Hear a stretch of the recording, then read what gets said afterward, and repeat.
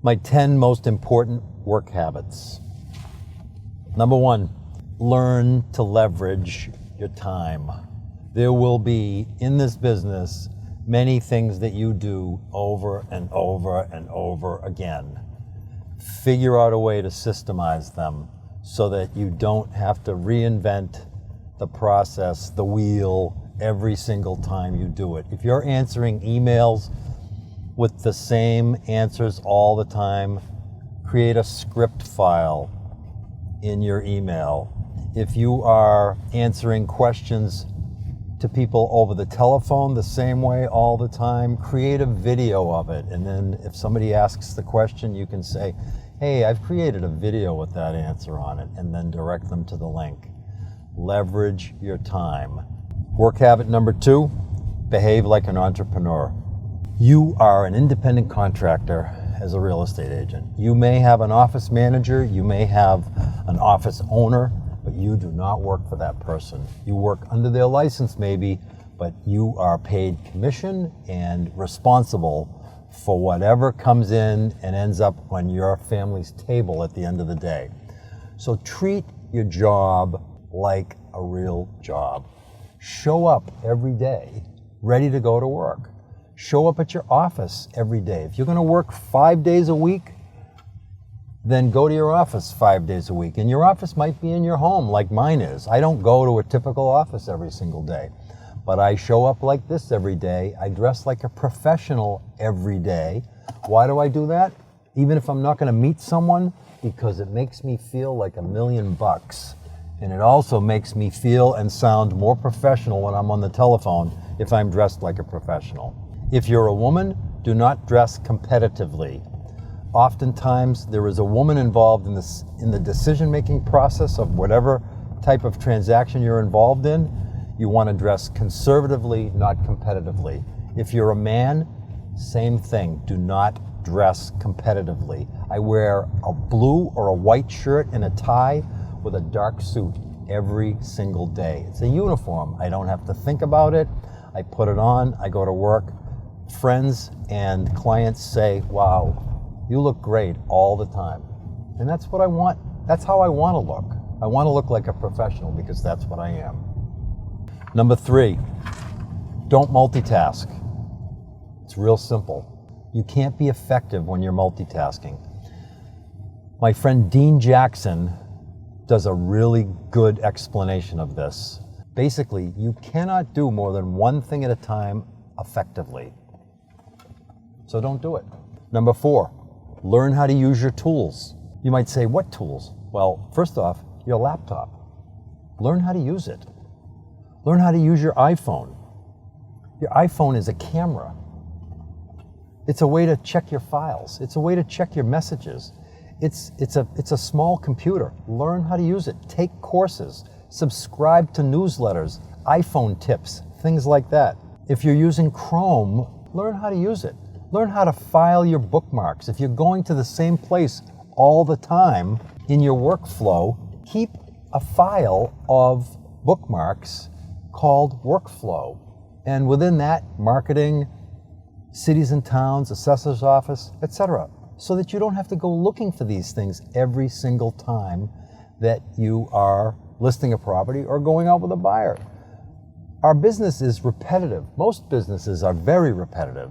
Again, refer back to number 1, which is leverage your time. If you're doing the same things over and over again, keep a file so it's easy to find and easy to get to. Number 5, practice, practice, practice. Especially now at the beginning of your career. Practice and make up a buyer client, practice and make up a seller client, and then follow all the way through the different steps that you would need to go through from the first day that you meet a buyer client. Set up their folder, set up homes to show them, go through the process, rehearse, rehearse, rehearse, so that when you do get your first buyer client or when you do get your first seller client, you know the procedures, you know what you need to do to get the job done. That's number 5. Practice, practice, practice. Number 6, get in the habit of going to open houses all the time. Every Sunday, if you don't have an open house to run, You go to open houses for 2 or 3 hours every Sunday. It's part of your job to learn the inventory. What's the inventory? It's the houses that are for sale. And how are you going to learn that if you don't go to open houses? When you're going to open houses, you're going to have an opportunity to meet buyers that are at the open houses. You're going to have an opportunity to meet sellers agents that are there. It's a great networking opportunity. So go to open houses, and you'll also see the house. So you'll get to know the inventory. Very important. Also go to broker open houses during the week, the luncheons. You need to network. These are people that you're going to be working with. You need to get out and show them. And when you get out there, you dress appropriately, not competitively. You dress conservatively, professionally. They will get an image of you in their mind that, ooh, this person knows what he or she is doing. Number 7, use Google Calendar. There are lots of different calendars out there to use. Google is the best one. You can set up several different calendars and share them. For example, we have McDermott and McCarthy calendar in Google. That's our work calendar, my team calendar. I also have my personal calendar there. My wife has her personal calendar there. I have a deep work calendar there. What's deep work? You really should read that book. Use Google Calendar. And when you're entering things into Google Calendar, enter them the same way all the time. For example, if you're working on a listing, you have a client, and the address, for example, is 27 Main Street, enter everything to do with 27 Main Street as 27 Main Street, showing, and then the agent's name. 27 Main Street, photography appointment. 27 Main Street, You're getting the idea? That way, at any given time during the process, you can search 27 Main Street and see exactly what you've done and haven't done. Number 8, learn how to file and use PDFs. When I first got into this business, we used to have paper files that were this thick by the time the transaction was over. Now, I rarely have any kind of a paper file on a transaction.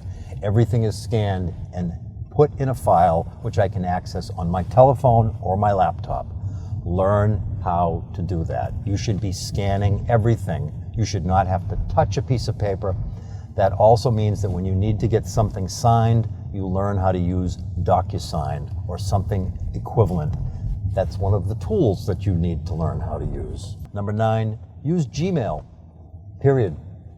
It's the best email system out there. Just use it. As you're using Gmail, you should be setting up folders on Gmail so that each client has a folder, so everything that comes in from that client is filed automatically. If you learn how to use the tool called Gmail, you can also learn how to set up rules so your emails are filed automatically. You don't have to touch them more than once. It's a terrific tool. And the last one, set up a swipe file. Swipe, S-W-I-P-E, as in steel. A swipe file is where I put anything that I have found, anything that I have read, anything that someone has given me that I might want to use later on. So for example, my swipe file has a photograph file inside it. And inside that photograph file, it has many different photos that I've taken that I haven't quite got a place to put, but I put them in the photograph file in my swipe file. So if I ever see something like a rainbow, for example, and I want to take a picture of the rainbow, but I don't have a rainbow file, I put it in my photography file inside my swipe file. And that way I can always go back and find my rainbow again. Where did I put it? I'll bet it's in my swipe file. I might see a document that someone else is using that I want to adapt to my business. Where would I put it? In the documents section of my swipe file. That's habit number 10. Create a swipe file. And then you have my 10 most important